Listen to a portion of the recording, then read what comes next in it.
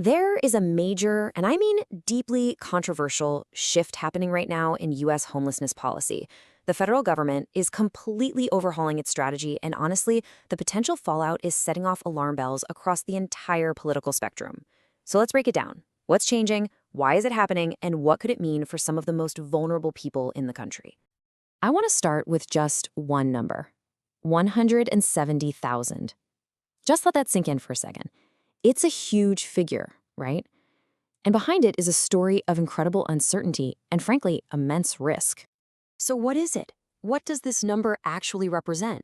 Well, according to some pretty serious warnings coming from inside the Department of Housing and Urban Development, that's HUD, this is the number of people who are at risk of losing their housing, people who could end up back in shelters or even on the streets because of this new policy. To really get how we ended up here, you have to understand the administration's huge pivot away from what's known as the Housing First model. And look, this isn't just some minor tweak. This is a complete top-to-bottom change in philosophy for how we tackle homelessness at the federal level. This slide really lays out the difference perfectly. The old strategy was all about housing first. The logic was pretty simple. Get people into stable, long-term housing, give them a solid foundation, and then work on other issues. The new strategy?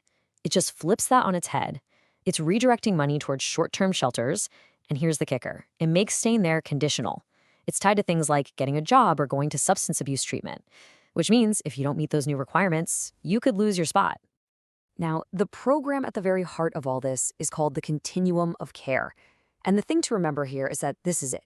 This is the single largest federal program in the entire country for housing people who are homeless. So whatever happens with this program, it affects everything. And wow, this chart really shows you just how big a deal permanent housing has been. Up until now, a massive 87% of the entire Continuum of Care budget went to it. So when you start talking about shifting resources away from that, you're not just changing a policy. You're pulling the rug out from a system that could leave thousands of people with nowhere to go. So you have to be asking, why? Why make such a dramatic change? Let's take a look at the administration's official reasoning. It's really important to understand what they're trying to accomplish with this new direction. According to HUD, the thinking is this new approach will, 1, increase accountability for people getting help. 2, it'll encourage independence instead of, relying on long-term support. And 3, it'll better target what they see as the root causes of homelessness, things like unemployment or addiction. And this quote from HUD Secretary Scott Turner, it really captures that vision perfectly.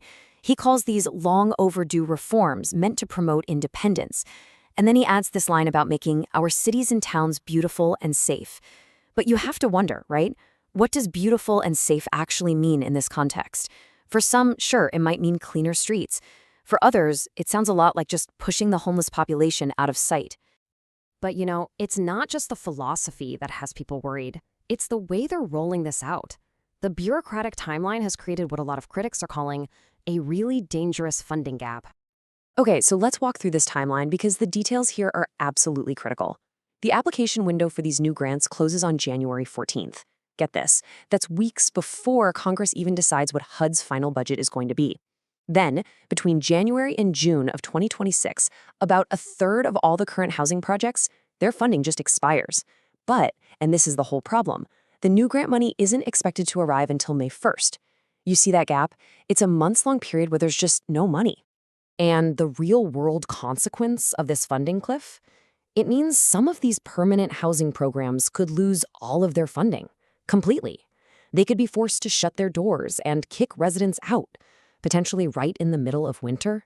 I mean, can you imagine being told you have to leave your home with no place to go in the dead of winter?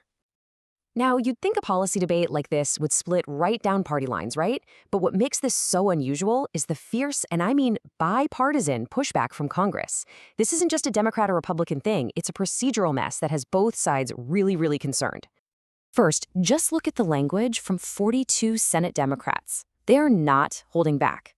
They're calling the changes harmful and potentially illegal, and they warn that almost 200,000 Americans could be forced back onto the streets.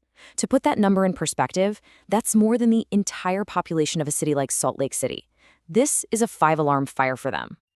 And then, right behind them, you've got more than 20 House Republicans. Now, their tone is a bit more measured, but their core message is exactly the same. They're pleading for caution to avoid destabilizing programs that help people with severe disabilities and seniors. The fact that you have both Democrats and Republicans sounding the alarm like this, that tells you just how serious the situation is. So, to boil it all down, here's the standoff we're watching unfold. Step 1. The administration is pushing a radical new philosophy. Step 2. The way they're doing it has created a funding gap that threatens to make tens of thousands of people homeless. And step 3. You've got this rare united front in Congress from both parties pushing back and pushing back hard. Which leaves us with this final and I think crucial question. This whole situation is a high-stakes collision between a new policy idea and the actual lives of very vulnerable people. And as this all plays out, it really forces us all to ask, when policy and people collide, who is it that really bears the risk?